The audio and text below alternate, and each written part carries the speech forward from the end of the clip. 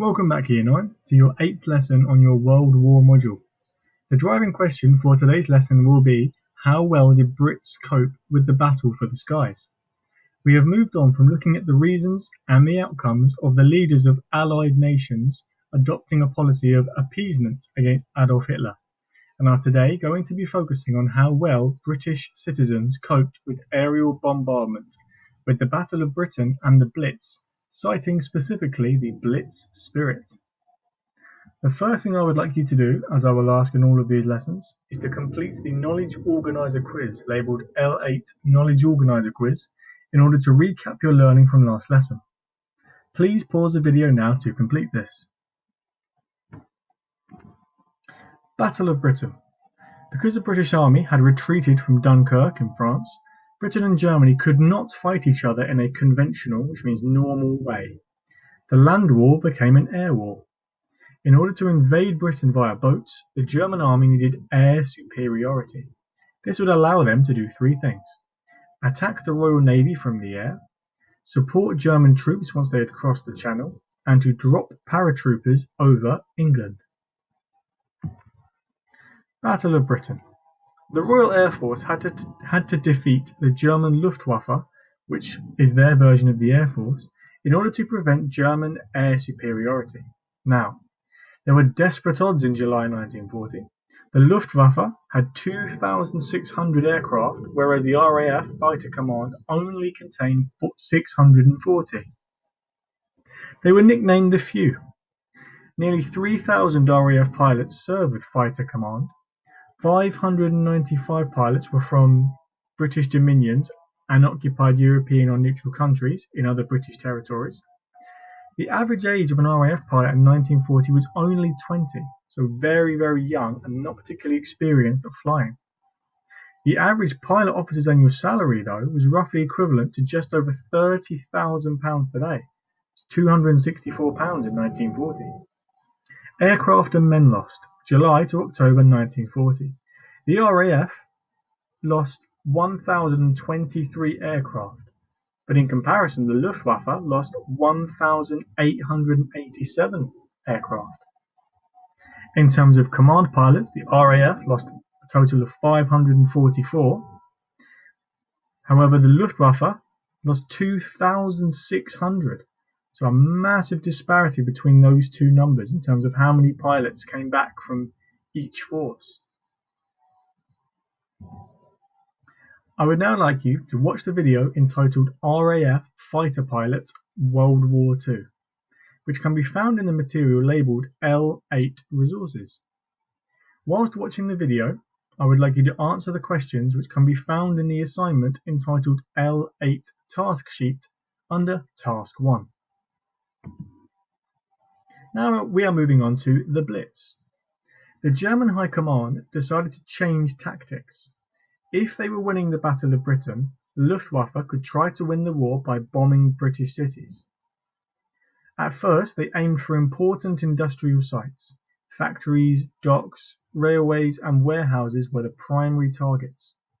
Although many industrial buildings in London and other cities were destroyed, many bombs missed their original target and hit civilian areas, which means areas where there were lots of people living.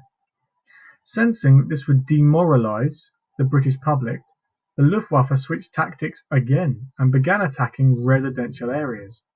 This would both terrorise the public and kill the people that worked in the factories and damage Britain's industrial output.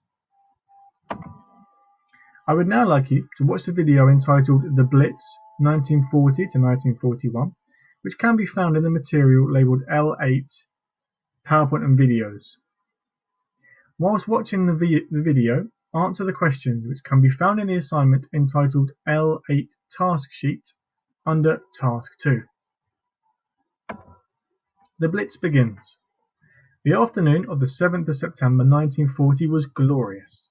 Many Londoners were enjoying the late summer sunshine when, at 4:36 p.m., the air raid siren started. Within minutes, wave after wave of German bombers appeared, showering London with bombs.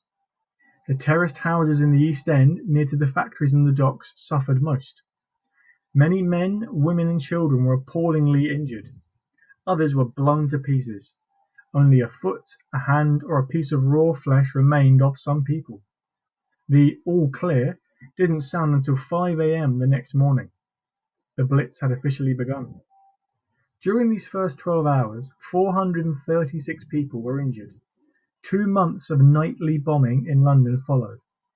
Then the Germans turned their attention to other cities such as Liverpool, Glasgow, and Coventry. The Blitz did not end until May 1941. By that time, 1.4 million Londoners had been made homeless. Across the country, 43,000 people had been killed. As you can see here, we have a map of Great Britain and can see the most popular locations for bombs to be dropped, as well as the total tonnage of bombs dropped, highlighted by the number inside the bombs themselves. We have a lot of coastal and port towns and cities which were targeted in order to cripple Britain's naval resources, such as Plymouth, Southampton, Portsmouth, and Hull.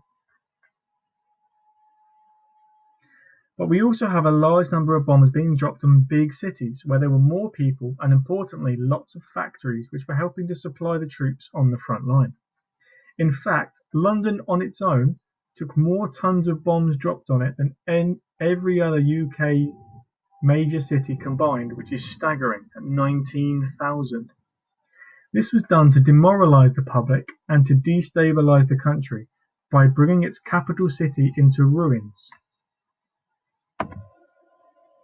What I would now like you to do is to complete the table below, which you can find in the assignment labelled L8 Task Sheet under Task 3.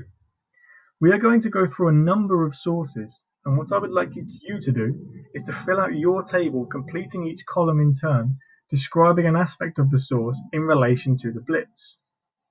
So, for example, you'll go through source A, or we'll go through source A together, and I would like you to describe what the source is, and so forth. Your best bet will be to listen or read each source and then fill in the table as we go. Please pause the video now to locate this table. Source A. A photograph taken in London the morning after an air raid. So as you can see, although this photograph was staged, it encapsulates what many British people believe is the Blitz spirit. As you can see, in London, an air raid has caused massive damage and loads of wreckage and debris and buildings scattered all over the floor, but yet we can still see a milkman, a diligent man going about his day as if nothing has happened and ensuring that people still get their milk.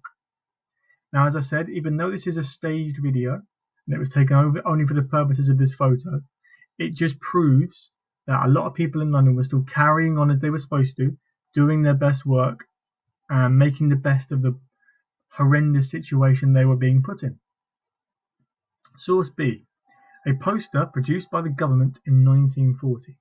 Now, this is a very iconic poster. A lot of people have seen this, even in modern day Britain.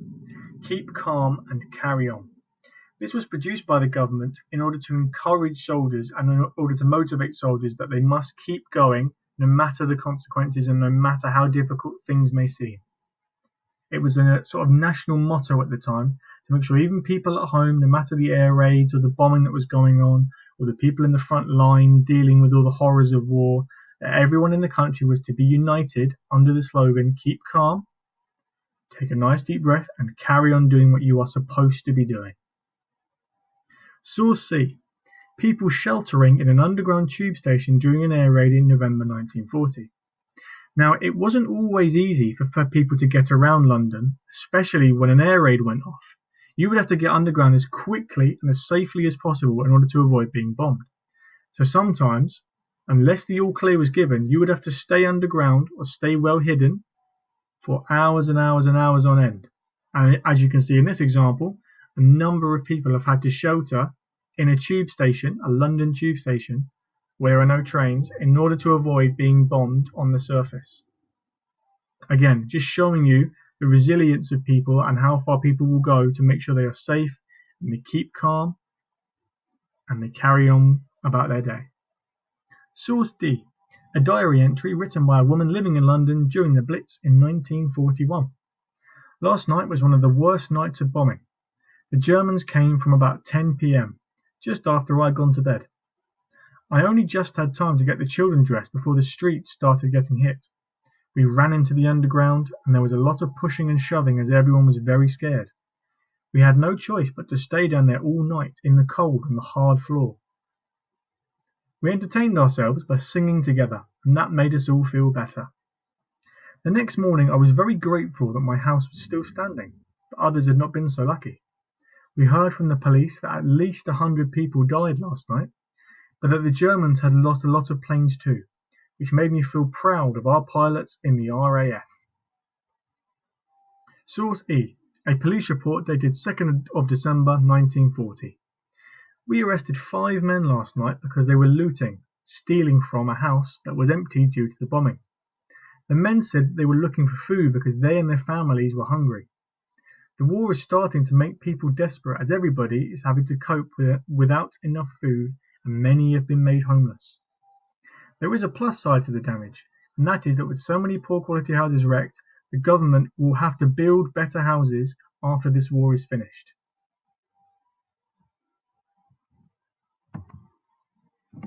What I would like you to do now is to watch the video entitled London Can Take It, which can be found in the material labelled L8 PowerPoint and videos.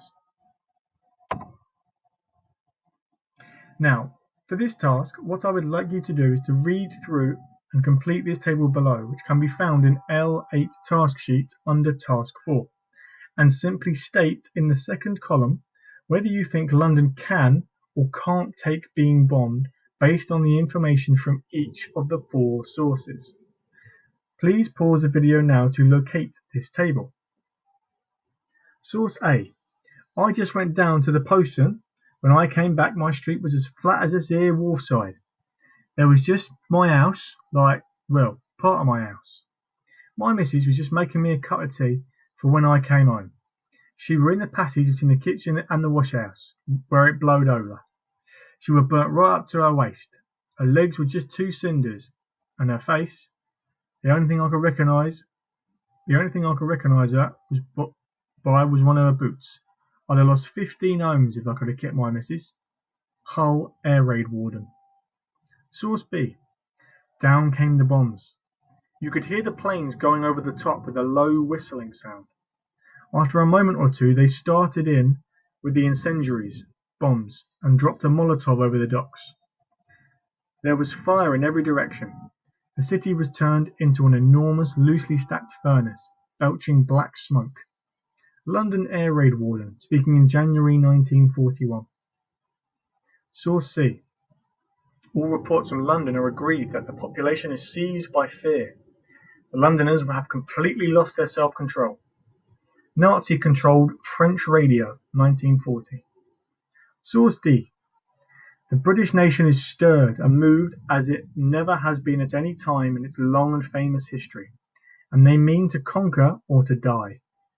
What a triumph the life of these battered cities is over the worst that fire and bomb can do. The terrible experiences and emotions of the battlefield are now shared by the entire population.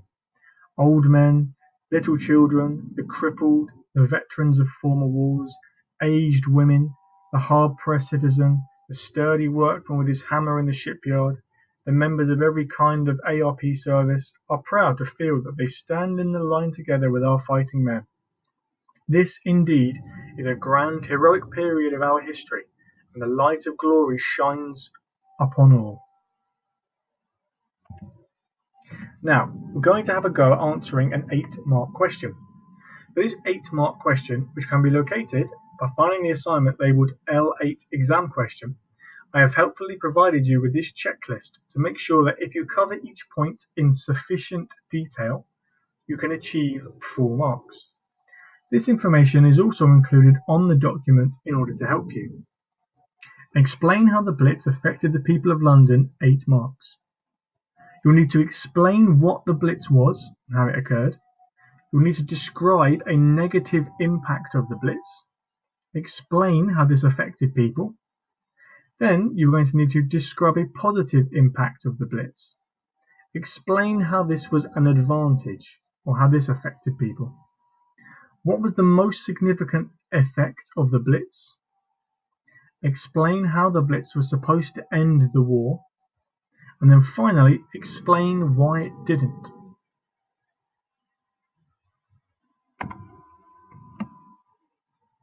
So, our final task for today, Year 9, will be to complete an exit ticket, which will be a very brief knowledge quiz to ensure that you have understood some of the key points from this lesson. This exit ticket can be found in L8 exit ticket and will take the same format to your knowledge organizer quiz. Okay, well done on making it through today's lesson, Year 9, and as usual, if you do have any questions about the tasks or the topic, please email your teacher, who will reply to you as and when they can.